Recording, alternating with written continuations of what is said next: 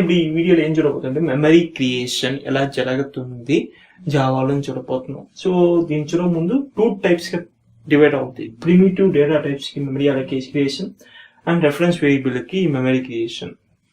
దాని ముందు ఇది జస్ట్ ఒక ఇన్ఫర్మేషన్ నోట్ చేసుకోవచ్చు. బైట్ డేటా టైప్ కి 8 bits అలొకేట్ అవుతుంది, చార్ట్ కి 16 bits, ఇంట్ కి 32 bits, లాంగ్ కి 64 bits వచ్చేసి మెమరీ అలొకేట్ అవుతుంది.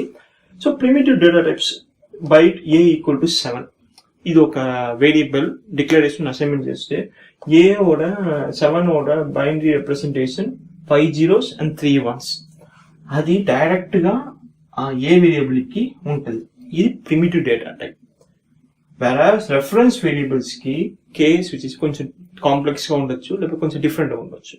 So account class name, Rakesh ACC object name, new account. So Rakesh ACC ఒక ఆబ్జెక్ట్ క్రియేట్ చేయాలంటే ఈ 3 steps జరుగుతుంది. ఫస్ట్ ఏం జరుగుతుందంటే జేవిఎం ఏం చేస్తుందంటే ఫస్ట్ ఈ లైన్ ఎగ్జిక్యూట్ అవుతుంది. Account ACC reference variable create అవుతుంది. ఆ రెఫరెన్స్ వేరియబుల్ కాన మెమరీ క్రియేట్ అవుతుంది. So declaring a reference variable, ఆర్ఏకి reference variable, Rakesh ACC reference variable, JVM allocate space for reference variable. So Rakesh ACC JVM ఈ object ఈ reference variable కి ఒక memory create చేస్తుంది. Second step create an object. ఇక్కడ actual object కాన memory create అవుతుంది.